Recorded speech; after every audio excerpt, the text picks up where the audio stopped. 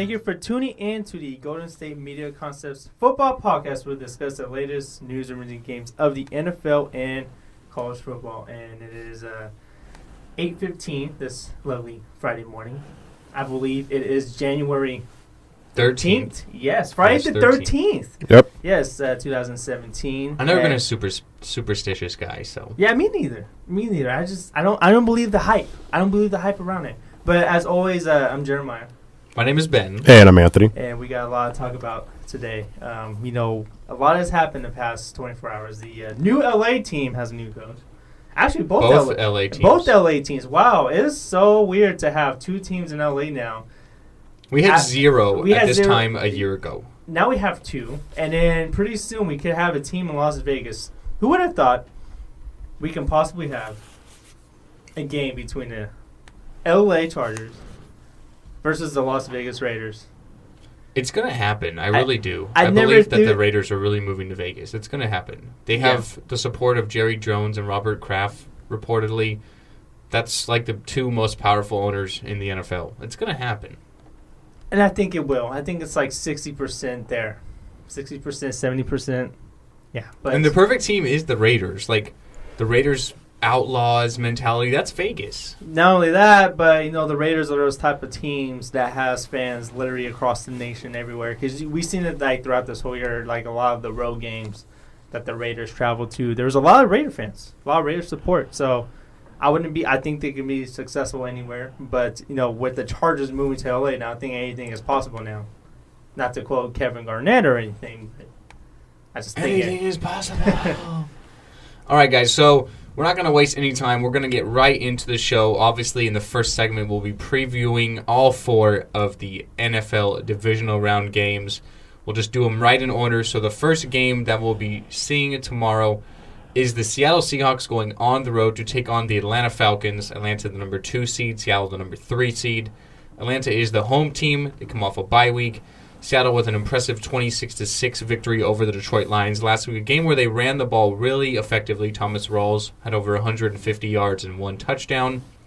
To me, that's going to be a difference in this game, is if Seattle can run the ball like they did last week. If Rawls has over 100 yards, I really do think that the Seattle Seahawks are going to win this game. Is it going to happen or not? We'll have to wait and see. I'm going to take Atlanta. I have more faith in their offense. Matt Ryan's been fantastic this year. They're at home. Maybe they'll have a little bit of rust in the first half coming off the bye week. But Seattle not having Earl Thomas is huge in regards to Julio Jones, that middle of the field sort of lockdown enforcer, that center fielder kind of. Without him, I think Julio Jones has a good day. Vic Beasley should be able to get some sacks against this Seattle Seahawks offensive line, which is not great. So I'm going to take Atlanta in a close game. I think Russell Wilson, you can't ever doubt his leadership, and Pete Carroll as well. I think they'll make it close, but I think Atlanta will make one more play to win the game. Yeah, and if Seattle does indeed have success running the ball with Thomas Rawls, and TJ Process is actually, I think he might play in this game too, so that's going to bode well, huge for the Seattle Seahawks. So they're going to have a complimentary back along with Thomas Rawls. So if they run the ball constantly to keep Matt Ryan in this offense off the field, I think they have a legit shot.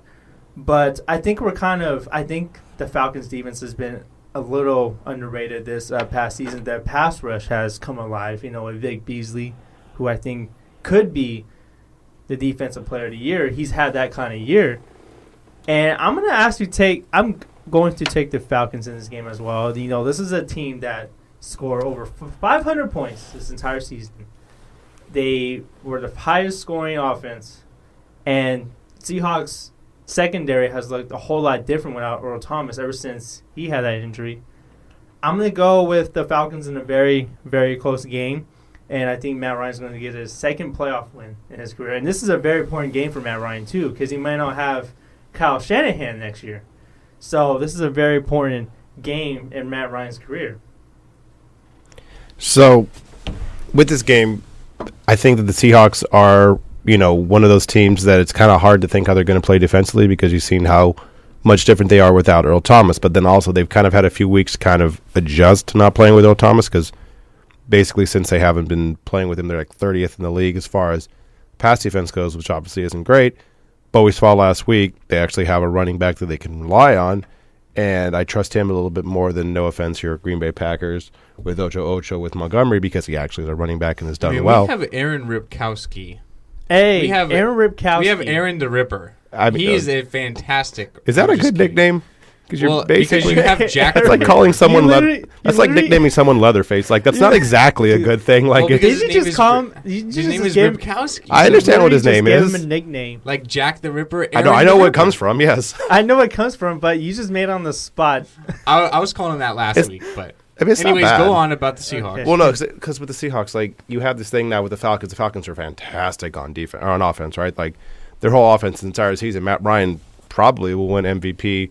And like I said, with Kyle Shanahan, he's kind of like rejuvenized kind of Matt Ryan, because we kind of thought he kind of tailed off a little bit after last year. Now he's kind of back into that, okay, cool, we like Matt Ryan, he's a really good quarterback scenario, but that defense isn't good. And at least with Seattle now, that maybe they've never really had that like amazing offense, right? But you have things in Russell Wilson, you have things in Rawls, and you have something in, what's his name?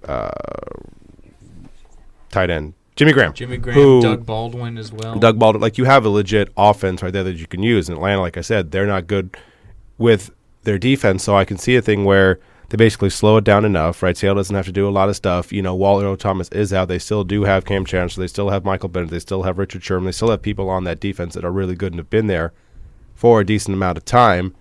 And I think that this game is slowed down just enough. I don't think it's going to be one of those, like, 42-35 kind of games. I think it's probably around the lines of like a 24-20 kind of game, kind of like a lower scoring game like that. And I see the Seattle pulling it out. Also, Atlanta kind of has a history of not doing well in the playoffs, and I think that continues. And I think Seattle wins. Okay. And I wouldn't be surprised if this game was 42-35. It has that kind of potential, but I do think it's going to be a close game in the 20s as well.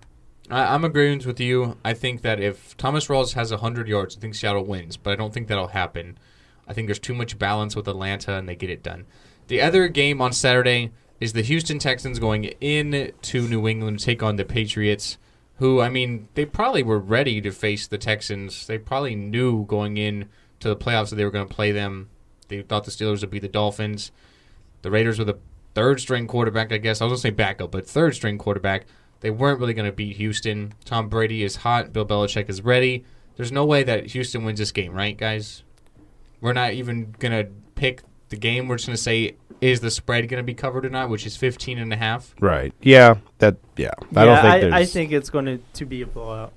Yeah, so you give the points. This has 35-0 written all over it. I wouldn't say a team gets shut out. Come on. The Texans played the Patriots earlier this year, and they got beat 27-0 by Jacoby Brissett. On Thursday night football at home, so New England's on the road in a short week with a third-string quarterback, and they shut him out. I get it, but they got to do better than last time, right? Yeah, and I do think they will. I was just joking about them 35-0, but this Texans defense is actually really good. They were I think they're the top overall defense this entire year, I think, in yards allowed. And so I do think this game has potential to be close because of that, but when you have Tom Brady playing as hot as he is right now, still playing at a high level of 39, and then your quarterback is Ross Osweiler, who barely just won his first game, playoff game that is, last week, against a kind of like a depleted Oakland Raiders team, or kind of like a defeated Oakland Raiders team. I would have to give the edge to Tom Brady. How could you not? Definitely agree. I think with this game, one thing with the game, you want to say it's going to be a close game, right? You want to say, like, oh, well, maybe Houston can keep it close because they do have a good defense. We saw last week with Clowney and Merciless, these people that are just ridiculous freak athletes can actually probably keep this game close. Problem is that was against Connor Cook. Yeah. Connor Cook's no good. We saw Connor Cook. He's very bad. And with Tom Brady, like, he's just going to pick him apart. Now, the whole 15.5 points, that's a lot of points. And you can see something where, like, let's say they're up, I was talking to Ben about this in the sports show. Basically, they're up like 17 points or something like that, right, in the fourth quarter. And then all of a sudden at the end, they get a field goal to make it 14. And then all of a sudden, bam, that 15.5, they covered that, right? It's one of those things of just like, oh, you get these things at the end to kind of make it close, those backdoor covers things to where, like, I think they can be up by, like, literally 24, and then just it slowly creeps back, and all of a sudden it's 14 points. And you still won by a lot, but you covered the 15.5. Like, I think that's probably what happens more than – because I don't think 35-0 happens again just because – I was just kidding. No, I know that. But no, but I'm saying, like, I don't think that'll happen just because the situation with the game where, you know, it's one thing to do in the regular season on a Thursday night because eventually at a certain point you just kind of just like, all right, never mind. Like, fine, this is a loss, whatever. Pack it up, let's go home on Thursday night. Our guys are tired anyways. But in the playoffs, like, you know, there's the other game that's coming up, the Steelers and the Chiefs, and that's a revenge game too. And this could be a revenge game just in the sense of like we're not going to get our face kicked in this time. We're going to make this game, you know, close because, you know, Osweiler can slow the game down with stupid Fedorowicz. And the defense can, you know, make it up to where it's like slow enough to where the Patriots aren't scoring 42 points in the game. Yeah, your boy Fedorowicz I hate him so much. Your boy Fedorowicz might have a really good game. I hate him so much. Why is that? I don't know. He throws because Osweiler doesn't throw to DeAndre Hopkins, who I have on my fantasy team. He keeps throwing to Fedorowicz all the time. It's just that's what he does. It's a little inside joke we have on the. It's fine. It's a little inside joke we have on the. Well, now you show. know not to draft DeAndre Hopkins next year. Uh-huh. But I mean, if there's one thing going the way of the Houston Texans is that nobody expects them to win this game. They have no pressure on them. They're going to play literally with no pressure. So I guess that's the one benefit I give them. But other than that, I don't give them much of a shot. Move over to Sunday. The first game on schedule is the Pittsburgh Steelers going into Arrowhead Stadium to take on the Kansas City Chiefs. Kansas City, we know Andy Reid's history coming off of a bye week. I think that's really, really important here. The Steelers are really, really hot, although they're going into a cold place in Kansas City. I'm going to take the Chiefs here, guys. I think they can do enough on offense. They're not going to make mistakes. Steelers did not really look good against Miami last week, although they won 30-12. A lot of good runs by Le'Veon Bell. I think Kansas City is going to sell out to stop the run. Ben Roethlisberger dealing with that ankle injury, although it's making it seem like it's not a big deal. We'll have to see if that will affect him or not. Kansas City has a lot of good pass rushers, D Ford, Tamba Hali, Justin Houston. I think the Chiefs are kind of match up pretty well with the Steelers in that regard. A secondary that's good at making plays and creating turnovers. Tyreek Hill is lightning in a bottle every time he touches the ball. Travis Kelce's the best tight end in the playoffs right now, and Alex Smith does not turn the ball over. I'll take the Chiefs in a close game. I think Pittsburgh will do enough to keep it close. I think the home field makes a little bit of an advantage, and I think that the Chiefs are just not going to turn the ball over. They can maybe create a couple of turnovers on the other side of the ball. I think that creates a difference. Ding! Come on, Anthony. Again? I'm kidding. Again? Yeah, he did it. It happened All right. the other day. All right. He's a busy man. Leave him alone. Okay. But anyways, getting back to the Steelers and Chiefs game, you know, the Chiefs are one of those teams that really match up well with the Steelers. They actually match up pretty well against the Patriots, too. I really want to go with the Chiefs here, but when you are facing a team with the big three, the big killer bees there, Ben Roethlisberger, Le'Veon Bell, Antonio Brown, the way that Le'Veon Bell played his first playoff game last week, 167 yards, franchise rushing record. And then you got Antonio Brown. He has his first 2 touchdowns in the playoffs. This is the first time we have all 3 of these guys in the playoffs at the same time. I'm going to say, you know, because of the big 3 yet alone, and I know the Chiefs, you know, they don't turn the ball over. I know they play really good defense. But I'm going to have to go with the Steelers here. I just think that they're getting hot at the right time. And I do think that the winner of this game will be the AFC representative in the Super Bowl. Really? So you think the winner of this game beats the Patriots? Yeah. Interesting. Okay. Yeah. Okay. Like I said, the Chiefs are one of those teams that match up well with the Steelers and the Patriots. I mean, yes, I can see that. I think the Patriots are kind of on a different level. I'm just going on a limb here, man. No, that's fine. You go on your limb. That's totally fine. Cause I did say that I'm sticking by my prediction last week, too. The winner of the Giants and Packers game will go to the Super Bowl as well as the NFC representative. So I'm going to stick to that, yeah. Okay, so like part of me really wants to take the Chiefs. Like part of me really wants to be the, you know, take the Chiefs kind of thing because they have the defense that could basically match up with the Steelers and with Ben Roethlisberger, even though the walking boot apparently is off and he's fine and whatever. Like part of me really wants to take Kansas City, but the thing is, like, even though they're going to slow the game down, they only have like one dude that can actually do anything that's like explosive, the Tyreek Hill. That's it. And they're also getting Spencer Ware back too. Right, yeah. But still, like, I still say the only person they have that's kind of like an offensive like threat is Tyreek Hill, because Alex Smith, you know, it's not what he does. Like, he's a better version of, say, like a Brock Osweiler, but doesn't mean he's someone that can actually throw the ball. And assuming that Ben's healthy, you have Le'Veon Bell, who's maybe the best running back in the game. Antonio Brown, who can, I mean, we saw last week against the Dolphins, even though those passes weren't necessarily like, bombs to him, he was able to basically take what he had and make it 2 touchdowns to basically start the game in a bad direction for the Dolphins. And I think this game will be close. I think, probably like a 7-point game or something like that, but I think the Steelers are just too good. I think they're the team that, the offense is too good and the defense is good enough for them. I think they win the game, but I think it's really, really close. I think it's a close game. I think it goes down to the wire. I think you're right. I'm not going to say that the winner of this game is going to the Super Bowl, but they both match up with New England well because Pittsburgh can really match them with their offense, and the Chiefs' defense can match New England's offense. So it's going to be interesting to see.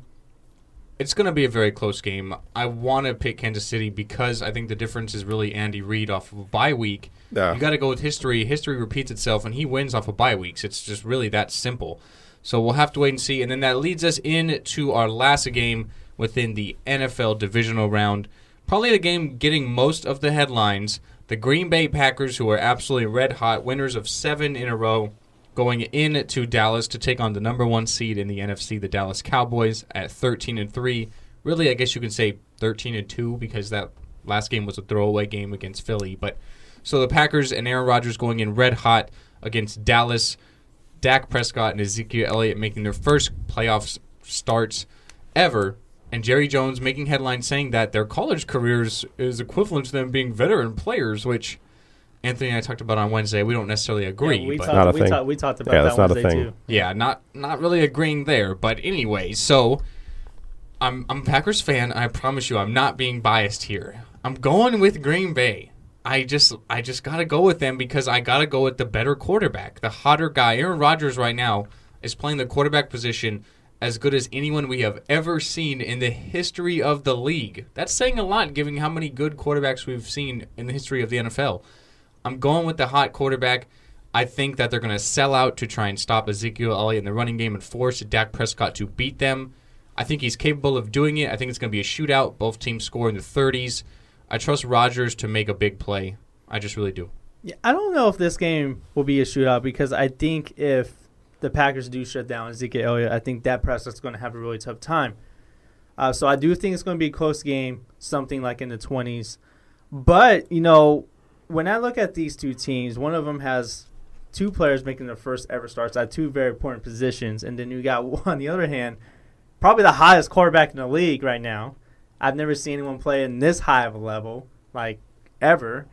And I think he has, 22 touchdowns and 0 interceptions in his, last 7 games. That is incredible. The one thing about the Packers, though, is that they are not going to have Jordy Nelson. He has been ruled out of this game. I do think that's going to be huge, but we did see the performance of Randall Cobb having 3 touchdowns. Devontae Adams has emerged as a really legit receiver there. He's probably maybe the best receiver on the team, even though Jordy Nelson has that chemistry with Aaron Rodgers. I'm going to take the Packers as well in a very close game, but I'm going to say this, though. I wouldn't be surprised if the Cowboys come out on top, but I'm not going to pick them. Well, they should win. They're favored. They've been the best team in the NFC all year long. They should win, but I just can't bet against Aaron Rodgers.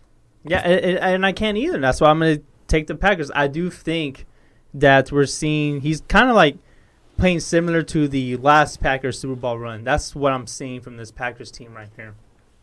So, honestly, I talked to Ben about this.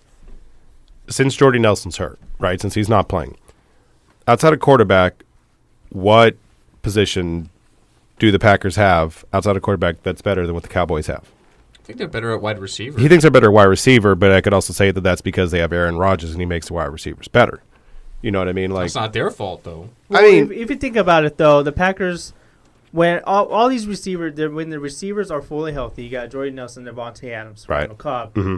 The Cowboys, Des Bryant, Terrence Williams, and Cole Beasley. Right. I like the Packers' big 3 compared to the You can say 2 Dallas because Nelson's not going to play. So that's what I'm saying. I'm talking about when they're fully healthy here. Well, no, but I'm saying for they this look better. But that's why I'm saying for this game because you could say but I'm talking for this game because Jordy Nelson's out. Fine, Aaron Rodgers is clearly way better than Dak Prescott, but outside of that, there's not really a lot of things where the Cowboys are losing to the Packers, right? It's pretty much Cowboys have the better running game. Cowboys may have the better wide receiver, the better offensive line. Their defense, I'd say is split. Defense may be split. Yeah, I would say defense is split too. But now with this game, Aaron Rodgers is basically a freak of nature right now, and the Cowboys worked so hard to get the best record in the NFC. And what do you get for your first round? Here's Aaron Rodgers. Have fun. This is what you get to start off with. And if they lose, God, because here's the thing. Here's what I'm imagining, right? One of them's going to have a good enough game probably, right, between Dak and Zeke. Like, they're going to have, like, good enough game to where, like, with Zeke, maybe he gets, like, 85, 90 yards, or Prescott maybe throws for, like, 250 or whatever, right? Like, one of them I think will have a good enough game, but the other one will struggle because the Packers will basically be like, okay, we're going to make this person beat us, right? Like, we'll take away one of them, but we can't take away both. And let's say that Dak Prescott struggles. Not that he does bad. He's just not what we wanted from him. Let's say he has, like, a, fumble in the first half, right? Do you think they actually started cheering for Romo? Do you think the Romo thing started going? Jerry Jones will. Jerry Jones will, but like if it's like the third quarter and they're down, call it 21-3, and Dak Prescott has a couple interceptions, something like that. You don't think the crowd's kind of getting restless? And they're kind of like, we worked this hard for this. We got 3 points at the end of the first half, like kind of like Romo.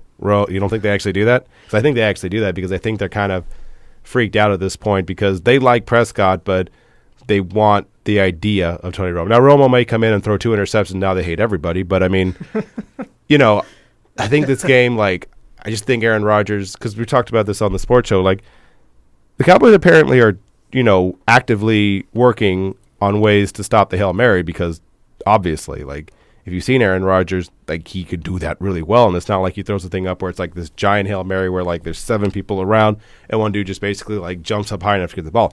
No, that last one against the Giants was just like a straight pass that caught right at the end of the. That was more of a blown coverage on the Giants. Though. I mean, fine. And Randall Cobb pushed off. Yeah, he pushed off. I think it was Jenkins. He pushed off in the back of the end zone. Sure. Yeah, that to me that was poor defensive play on the Giants' part. But go on. But my point is, like, he's clearly been doing well with these Hail Mary plays more than anybody else in the league. Like, I saw Stafford do one in the game, and he had a Hail Mary, but that also, like, is a play that you don't generally defend, but for the Cowboys, I mean, you might as well. And with Aaron Rodgers, like, he's just on that kind of, like, ridiculously hot streak right now. And if he wins this game, I can see them, like you said, making it to the Super Bowl. Because after that, you're going to face either a banged-up Seahawks team or a Falcons team, which has no defense. So I can see them being the winner of this. And I just kind of vaguely feel bad for the Cowboys for the other sense because, I mean, we're going to yell at somebody, right, if the Cowboys lose? Like, we're going to yell at one of them, right? I'm going to yell at everyone. That's the thing. That's not just you. Like, we're going to yell at Dak. We're going to yell at Zeke. We're going to yell at these people who are 21 and 23 years old. Like, we're going to yell at these people acting like, why didn't you do better? Jerry Jones said you guys had experience because you were in, college. And it's like, well, Jerry Jones is an idiot sometimes. He said you can't circumcise a mosquito. What the hell does that mean? That means nothing. Those are just words. So, like, I do feel bad for the Cowboys a little bit, or at least for some of the players, because we are going to yell at them because that's what we do. And if you lose to maybe the best quarterback in the last, it's hard to say in the last 10, 15 years because there's Peyton Manning and Tom Brady there too.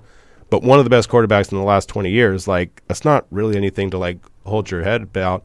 But if they do, we're going to yell at them. And I do think the Packers actually win the game. It'll be interesting to find out. It's definitely on paper, in my eyes, the best game of the weekend with the most storylines. You have Dallas that have all of the pressure on them. The number 1 seed, the best offense all year long, built to play playoff football. Offensive line physical, run the ball, top rusher in the league, 2 young stars. So it's going to be interesting to see, and obviously on Monday, Jeremiah will have to recap and give your takeaways on the games. Yes, I will be back to yell at everyone on this game. Well, okay. I mean, okay. But anyways, we'll take our first break of the show. After the break, we'll talk about a couple of new coaches out in L.A., and a possible coach for the California Golden Bears right after the break at the Golden State Media Concepts Football Podcast. Tired of searching the vast jungle of podcasts? Now listen close and hear this out. There's a podcast network that covers just about everything that you've been searching. Hey! The Golden State Media Concepts Podcast Network is here. Nothing less than a podcast bliss with endless hours of podcast coverage. From news, sports, music, fashion, cooking, entertainment, fantasy, football, and so much more. So stop lurking around and go straight out to the Golden State Media Concepts Podcast Network. Guaranteed to fill that podcast itch. Whatever it may be. Visit us at www.gsmcpodcast.com. Follow us on Facebook and Twitter, and download us on iTunes, SoundCloud, and Google Play.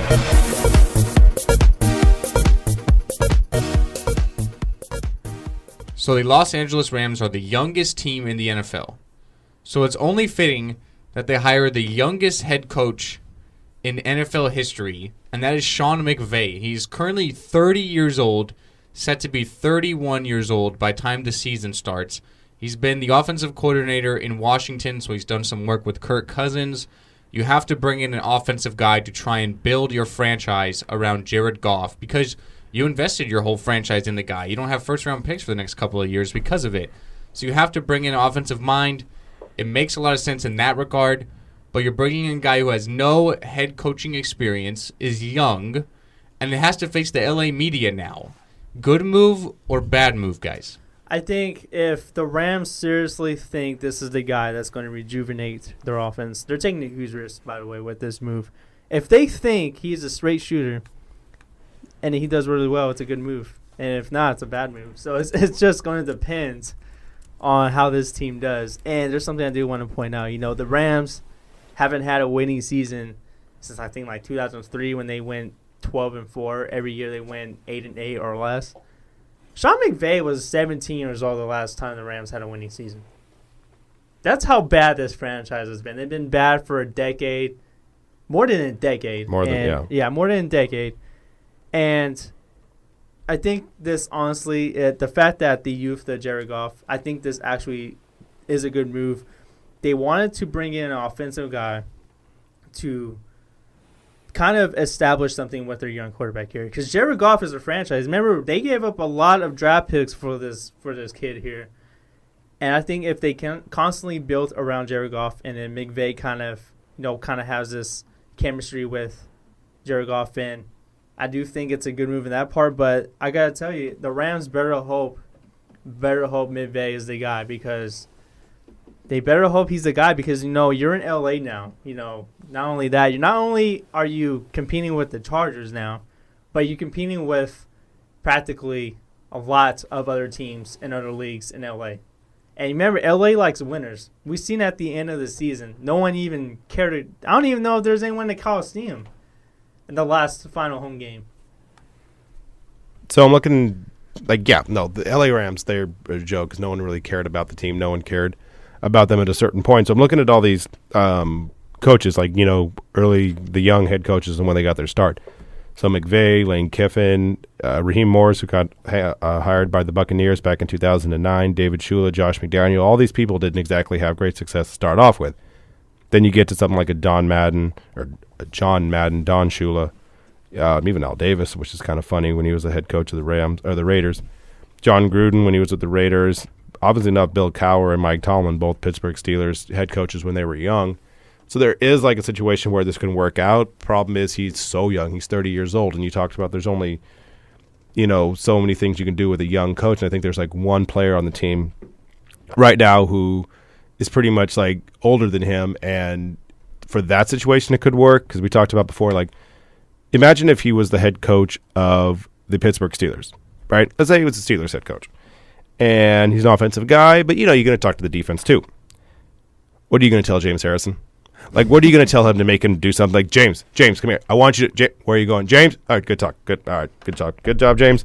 He's a scary person. You're not going to, just yell at James Harrison and do stuff, especially not if you're 30 years old and he's looking at you I have kids older than you. It's one of the, it's not, I don't understand the situation why you'd hire him so young. He might be a fantastic offensive mind, and he did make Kirk Cousins look better, at least statistically, but, 30, you're younger than Lane Kiffin, and no offense, I'm not saying you're going to be Lane Kiffin, but Lane Kiffin kind of flamed out epically in Oakland with the press conference with Al Davis looking like the crypt keeper and having that microfiche thing where he's just holding up, he was so terrible, I can't believe he, just ripping him. One of the best press conferences I've ever seen in my life. And with McVay, he's going to a young team, and you're going to be dealing with Jared Goff, which I guess is the reason why you do it more than anything else, right? Like, because you had a good rapport with Kirk Cousins, and it's not like he's been in the league for like 2 years. He's been in the league since he's 22 years old, so he's had like a decent amount of time to like get acclimated with the league and what's happening there. But I mean, you also have the very real possibility of, they say they go 0-4 because they're not that good of a football team. We figured out this year. If Jared Goff still can't be someone who's actually pretty good, then all of a sudden, if you're like 0-4, then you lose confidence in the coach, then all of a sudden we yell like, why'd you hire a head coach who's 30 years old? Like, I can see this spiraling out of control pretty quickly. Yeah, and not only that, it is the tough LA media. And the thing about bringing in Sean McVay here is that he actually lowered Wade Phillips as the defensive coordinator. That part's good. Which is a very huge move. Because this is a very, very good front seven in Los Angeles, I think. They are really good, very underrated. It's just that their offense has been anemic for like majority for the past 5 years. So, Sean McVay, he did impress the Rams and the 49ers when he was interviewing for these head coaching positions. He impressed them really well. And I said if he wasn't going to get a job this year, he was going to go in eventually. But, I think if LA, if they really think he's the guy that's going to really change the culture of this franchise and at a tough market, they better hope he does really well quick. For me, hiring Wade Phillips was the best thing they could have ever done. Me too. Obviously, Wade Phillips, the leader on the coordinator of these Broncos powerhouse defenses for the last couple of years. So to me, that's the best move in this whole thing. You have McVay, who can really lead the offense, and Phillips, who doesn't need any sort of coaching to lead the defense. He knows what he's doing. So to me, that's the best move. And Wade Phillips got his first NFL coaching job in 1976. McVay wasn't even born yet. That was 10 years before he was born. That's absolutely crazy to think.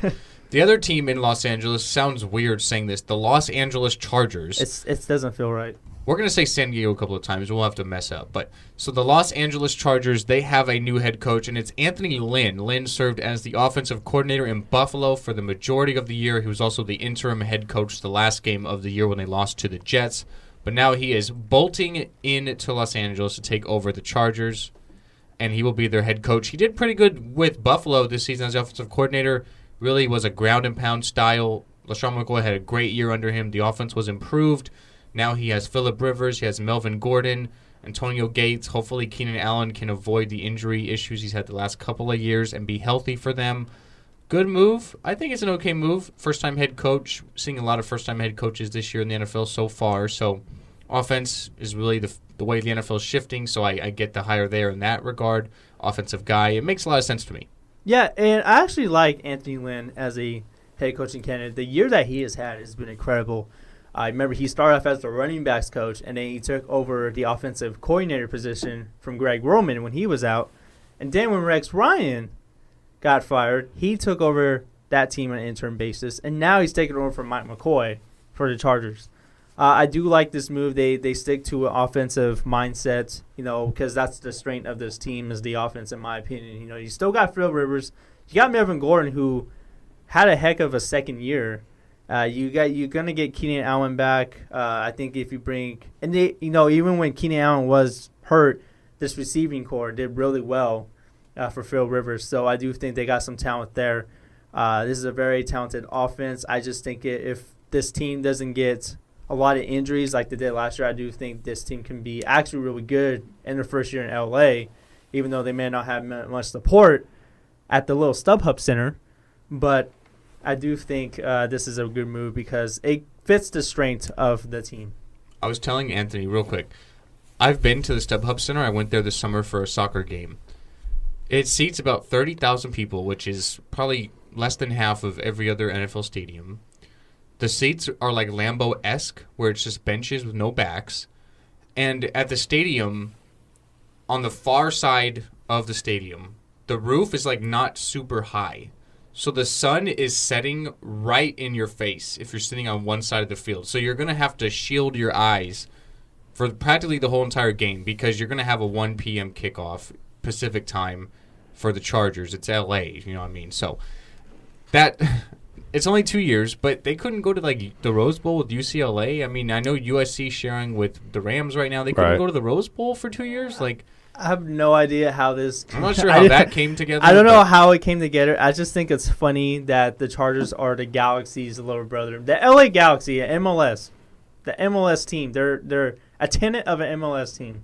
Yeah, basically, yeah, it's a weird situation with the Chargers because the fans didn't really want them to leave San Diego, but they were also like, we're not paying for a stadium, so you can do whatever you want. Like, we're not going to pay for this. And then they got to pay that fat relocation fee, too. Right. So it's just kind of a weird situation all the way around. But at least with Lynn, like, he's like a, offensive kind of ground and pound dude, right? Like, that's kind of his style. So I think it's good in the situation where you can have something with Phillip Rivers, who a lot's been put on his shoulder over the last 3, 4, 5 years, right? Like, they haven't been a good team, but it's all basically been thrust on Phillip Rivers. And Melvin Gordon, as good as he is, he didn't have 1,000 yards this year, and he hasn't played even 15 games. Like, the most he's ever played in the last 2 years was 14 games. So if he can actually kind of make Gordon more of a kind of focal point in the offense and basically get a little bit off of Phillip Rivers, so that way he's not basically, down 4 points at the end of the game with like 80 yards to go. It's like with a minute left to go. It's like, all right, cool, win the game for us. If they're not always relying on him and they can actually make the offense a little bit, more balanced with the running game, like I think that's actually a good situation for the Chargers going forward. And like I said, that defense between Ingram and Bosa, and that's Bosa didn't even like go in the offseason. He was just like, hey, I'll play when I want to play. And then they had a dispute about paying him, and he's just like, okay, I got 10.5 sacks. Clearly, it didn't matter. Might be defensive rookie of the year too. Right. So I mean, like, it's one of those things where like that defense will get better with the draft picks they have. The offense, if they can kind of balance it a little bit more, I think it's a good move for the Chargers, and I think they'll probably be a better team going forward than the Rams, and the Rams aren't going to get any love from the LA and they fans. won't even get any support at all. Nope. I think it's ridiculous. Yeah. But before we move on, I just want to say, did you guys see the logo? The LA Chargers logo. The Dodgers with the bolt. Yeah. Supposedly, I hear that's not going to be their official logo. It's just like a branding thing. Yeah, it was more for marketing reasons. Yeah, which I'm kind of glad. I guess that makes sense. I just kind of throwing something out there like, hey, what do you think? Oh, they hate to bring it back. Oh God, we're sorry. Yeah. I think honestly they thought they were going to go with that, and I think they kind of got so much they got trolled a lot on Twitter. Well, they ripped the Dodgers logo and put a little lightning bolt at the end of the A. Some people thought it was a Tampa Bay Lightning and the Dodgers logo combined. Well, yeah, and the Stars, the Dallas Stars. Yeah, they basically joked with them. They basically just had the Cowboys star and they put it with the little green, whatever, which is their colors. And it's like, hey, we have a new logo. What do you think, Cowboys? Like, they're like everyone around there. The Kings were trolling them. Like, everything is basically, all the teams are basically having a good laugh with this whole thing. Yeah, it's I think they took the biggest L of the year so far, and it's only January. Well, LA Chargers after all, so maybe they did. Switching over to the college game really quick before the break, Cal has offered their head coaching position to Justin Wilcox. He is the current defensive coordinator at Wisconsin after they fired Sonny Dykes last weekend. He's been there this year. They were really, really good on defense, was Wisconsin, kind of a powerhouse. He's been a defensive coordinator for the past 11 seasons at a multitude of schools, including USC, Washington, Tennessee, and Boise State.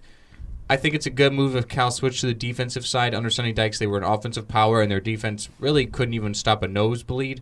So now they're transitioning over to try and stop teams, and they already have a good offense, a lot of offensive playmakers there because all Sonny Dykes recruits is really offensive guys. So they still have a little bit of offensive playmakers there, but they look at bringing in Wilcox to sort of strengthen up the defense. I think it's a good move, especially when you have to compete against some of the schools in the Pac-12. Washington are good, USC are good, UCLA had a down year, Stanford had a down year, but they're still good programs.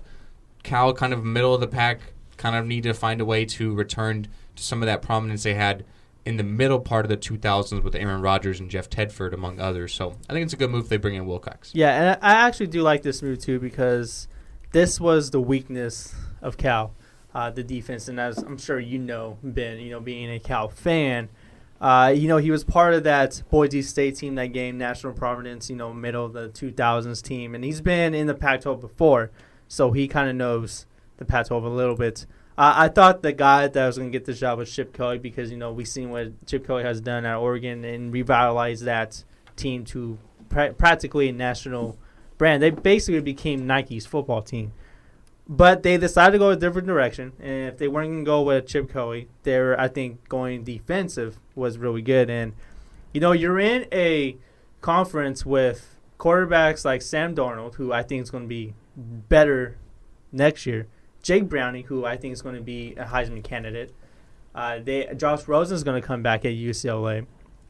And, they also in the conference with Oregon and Stanford, even though Oregon hasn't been really good. And Washington State also has a very good offense as well, even though Luke Falk is leaving. So I do like this move because of the competition that they're going to face. And they need to learn how to stop teams quick because they got way too many quarterbacks in this conference.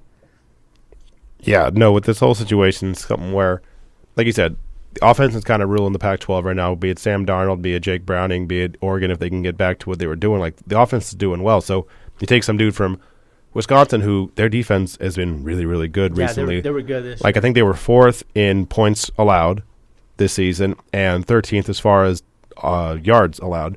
So defensively, they were great. And they had this stretch that we were talking about all season where they were facing Michigan State, Ohio State, Michigan, Iowa, all these different teams that were ranked at the time, right? I don't think Iowa was, but it was just like back-to-back teams who were ranked in the top 10 at the time that they had to face. And, yeah, they lost 2 of those games, but they lost to Ohio State and Michigan by a total of 14 points. And they always kept the game pretty close. So it's one of those things of like, okay, if you can't outscore these teams, at least do the exact opposite and make the game really close, kind of one of those like, slow, methodical kind of games to where it's not going to be a 42-35 game. It's going to be a 21-17 kind of game. And that gives you more of an advantage. So in that situation, I like the move for Cal. I agree. Hopefully, I'm a Cal fan, as you mentioned, Jeremiah. So hopefully Wilcox comes in there and can turn the program around because Sonny Dykes, it might be entertaining to watch, but it's definitely not. You're not going to win championships like that. It's not a winning mentality. You're in probably the Pac-12 has reemerged this year, and I can't wait to watch the Pac-12 in 2017. It's going to be amazing. I agree with you, but we will have to wait until September. We'll take our last break on the show. After the break, Bo knows what he would do if he knows what he knows now. That was confusing, but so Bo Jackson made some comments yesterday about the NFL and what he would have done back then had he have known what he knows now. We'll talk about that after the break at the Golden State Media Concepts Football Podcast. Want to find out what movies to go see? Then check out the GSMC Movie Podcast. It's your ticket to the latest movies, whether it's a new blockbuster event, romantic, comedy, or action flick. This show has got it all covered. They talk some what to go see now. Don't bother. What's hot on Netflix and everything in between. That's GSMCpodcast.com/movie-podcast. When it's all about the movies, it has to be this new show. Don't forget to like them on Facebook and follow them on Twitter. Visit GSMCpodcast.com for more info.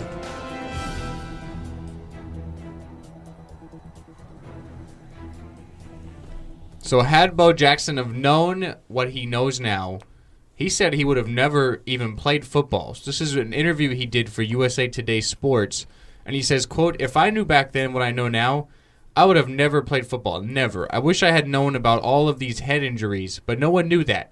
And the people that did know that, they wouldn't tell anyone." So obviously Bo Jackson, we know him, great player for the Raiders, but then he was even an all-star in the major leagues with Kansas City. So he probably would have been just a baseball player, not a football player.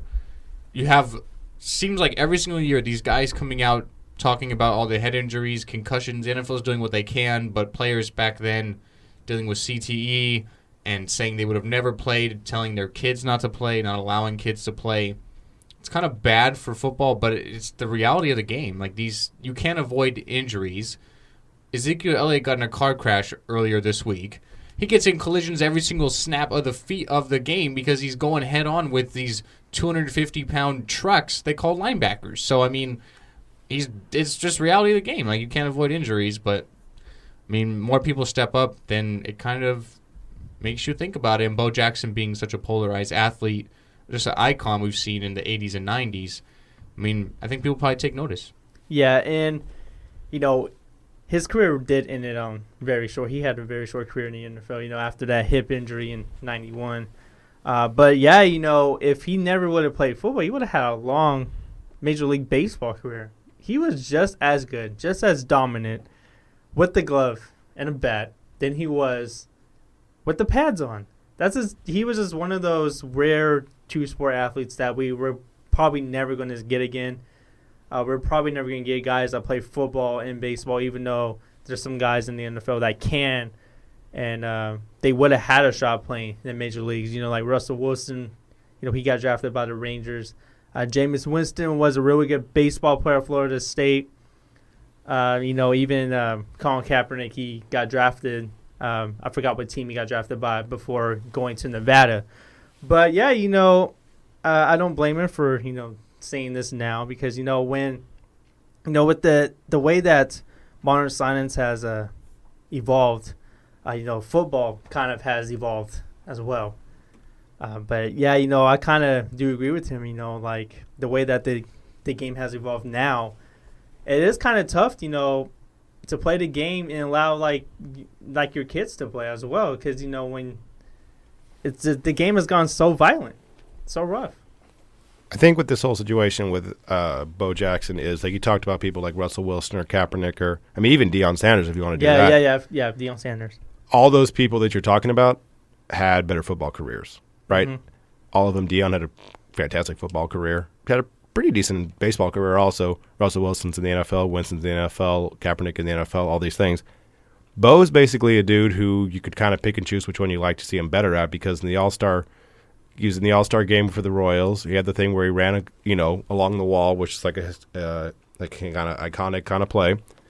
In the NFL, he had the thing running over Brian Bosworth. So both of them he was pretty successful with. And he was one of those like freak athletes that could have chose either one of them. Because his career ended so abruptly, it makes him think he wanted to play baseball because you hear people all the time in the NFL say like, oh, if I had to do this over again, I would do it. Well, yeah, of course you would do it because that's the one thing that got you the most fame and fortune, right? For Bo, it was either one of them, right? Like he decided to play football. He could have played football and been a Pro Bowl running back for like 4 or 5 years. If he did baseball, he could have been an all-star outfielder for a couple of years, right? It could have been either one of these things, but everybody else, if you ask, Earl Campbell, the old running back for the Houston Oilers, who literally can't walk now, he still would have done it. You ask Brett Favre, who took so many hits and had a, pill addiction at one point, he still would have done it. All these people who have gone through hell, Jason Taylor, who had to sleep sitting up one time because he had a pick going through his body because he was in so much pain. Like there was all these things that they still would have gone and played because this is what made them so successful and what made them the money and made them, popular.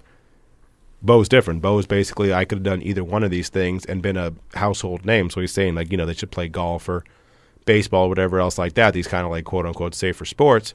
Yeah, because he was so good in both of them that he's basically just like, okay, that's one. And also football is the one that broke him, right? Football is the one that got him his injury. It wasn't baseball. It wasn't like colliding into like the catcher, like Ray Fosse style and separating his shoulder.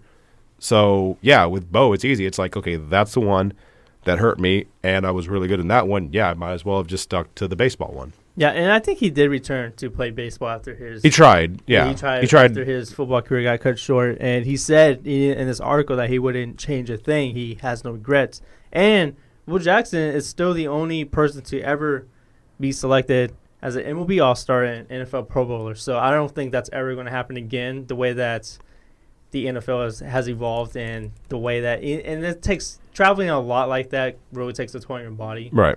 So I don't know. It's not going to happen again because you see these kids growing up. They might be playing multiple sports at a young age, but once they realize they're really, really good at one sport, they stick to that one sport. They don't continue playing multiple things.